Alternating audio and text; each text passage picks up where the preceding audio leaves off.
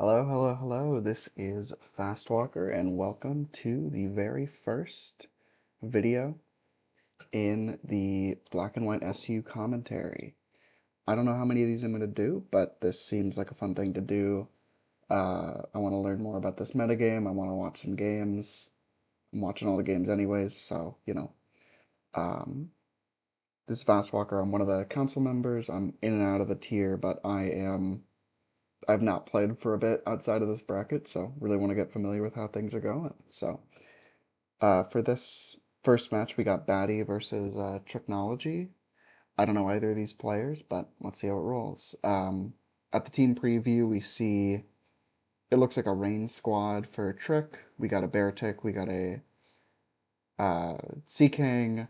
We have the sort of fast hazard setter with Archin, taunt plus rocks, likely going out. And then we see a more balanced team from Baddy with the probably bulky Wormadam as a rock setter, Vanillix and Furo as ways to capitalize, Fion as a pivot, stuff like that. Let's get into it.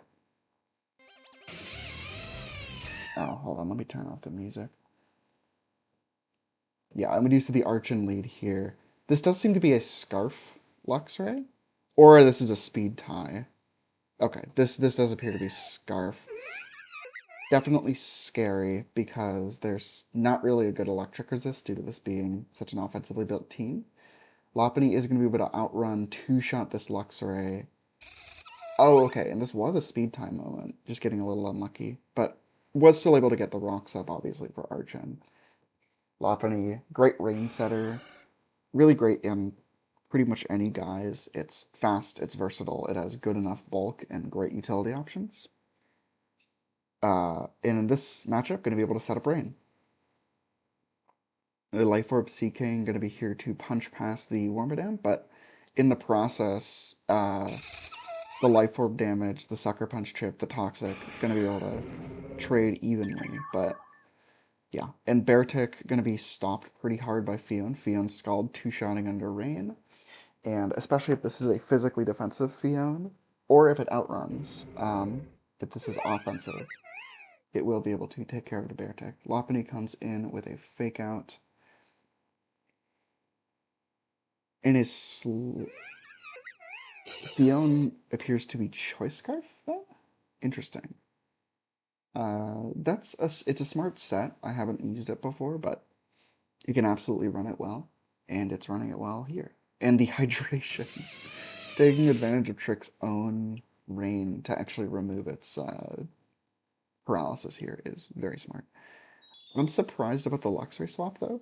I feel like you could easily get that killed, and you really want it for the Croconaw. It's the biggest threat left. Particularly, like, being able to intimidate it. You might be scared of the rain boosted Aqua Jets. You are going to get the Toxic on it with Chimecho.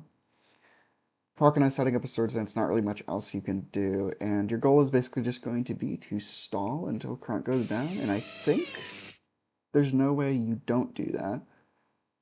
Yeah, because Waterfall comes in, you take 18, and now you're dead next turn. So, good play from Baddy to be able to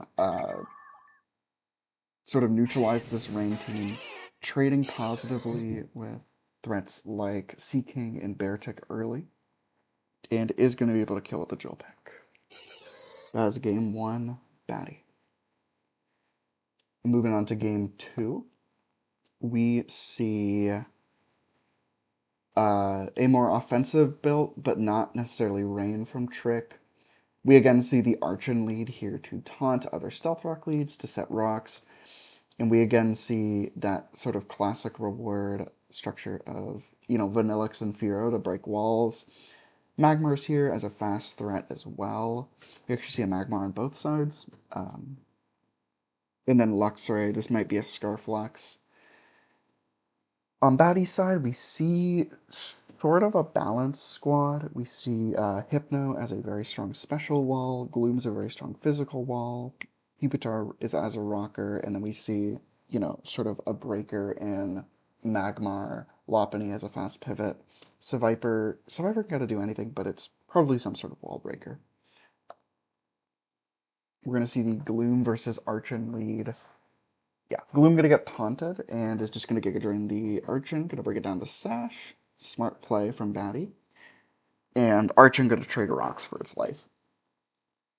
Magmar comes in, gonna force Gloom out. Does Magmar have something for Pupitar? It should be not gonna be able to predict anything. And then swaps Hypno. Let's see if this is HP Grass. This is HP Grass. Yeah, and you are gonna have to swap out of Magmar on the Wish. Pupitar is here, and we are going to see Toxic come out, but the Gloom is always the best defensive answer, so it's just going to be able to eat that Toxic. Misses a Stun Spore and Fearow, that's pretty huge. But Fearow is going to opt for Drill Run on the Pupitar instead of something like a Drill Run or a U-Turn. So, going to lose that momentum there. Pupitar not able to break through Gloom, missing a Stone Edge as well. I don't know why I use Stone Edge there, because these are both... Oh, that's a lucky Shed Skin. And yeah, smart stay in, but I don't love the Stone Edge. I feel like Earthquake is just better there. Especially since there's no real ground resist on this team. Yeah. Pupitar are going to get slowly worn down. It's going to be 56 next time it comes in. But also, Fear are getting quickly worn down, which is a big problem. Fearow coming in on a Wish. And let's see what the Fearow goes through this time. Protect is going to scout the move, going to scout a U-turn. You're likely just going to... I wouldn't be surprised, yeah, if you just tank the U-turn, honestly. Um, I assume you're just going to Wish again? Yeah. Yeah. One of the biggest upsides of Hypno is if you are in front of a Fearow, Fearow return threatens you, Fearow Drill Peck kind of threatens you, but you can genuinely sponge a Wish, sponge a U-turn, then Protect, as long as there's no dangerous setup threats on your opponent's team. And a lot of the dangerous setup threats on teams in this game are special threats, so like Vanilla X. I mean, Beartic's scary, Croconaut's scary, but at worst, you're still at like 60, and you can sort of wish up on a weak attacker later in the game. It's a big crit for Luxray, and is going to be able to actually break through the Gloom here. Yeah. Lopunny, though, forces it out. Trick's Pupitar finally comes in. Jump Kick, gonna do a good bit of damage. That's a huge pick. If that wasn't Jump Kick, that would have been a very dangerous situation for the Pupitar. It would have been able to get a lot of progress. And is going to be able to take it down. I don't know if I agree with keeping Pupitar in. It might have been better to, like, leave it, like, let it switch in one more time and get some real progress. Pupitar comes in. Worst case scenario, you get hit with the Drill Run. Oh my god, that is 25. Jesus. And, oh, yep, resting to full. And Pupitar is gonna pretty easily deal with this, right? I mean, I assume you just even keep resting until you get a Shedskin proc, yeah.